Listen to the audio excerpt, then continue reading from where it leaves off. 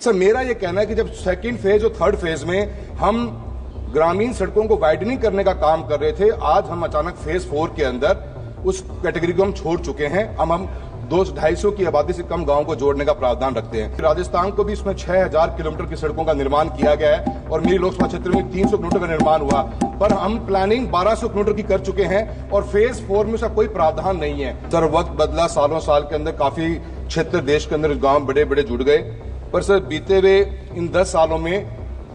भारत सरकार ने 2 स्कीम निकाली, प्रधानमंत्री ग्रामीण सड़क योजना फेज 2 एंड फेज 3। सर वक्त बदला, सालों साल के अंदर काफी क्षेत्र देश के अंदर गांव बड़े बड़े जुड़ गए,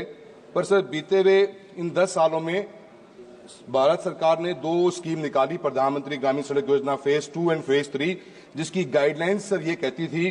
कि टू कनेक्ट दी जो एग्जिस्टिंग रोड स्कीम को वाइडनिंग करने का प्रावधान था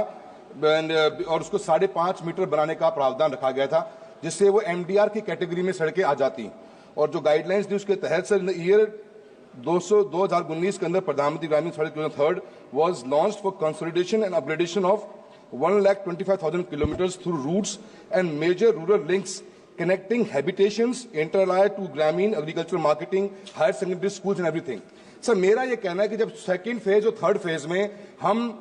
ग्रामीण सड़कों को वाइडनिंग करने का काम कर रहे थे, आज हम अचानक फेज 4 के अंदर उस कैटेगरी को हम छोड़ चुके हैं। हम 250 की आबादी से कम गांवों को जोड़ने का प्रावधान रखते हैं। मैं मंत्री महोदय से जानना चाहता हूं, क्या सरकार जो सेकंड और थर्ड फेज की गवर्नमेंट ने प्लानिंग करी, क्योंकि राजस्थान को भी इसमें 6000 किलोमीटर की सड़कों का निर्माण किया गया है और मेरी लोकसभा क्षेत्र में 300 किलोमीटर का निर्माण हुआ।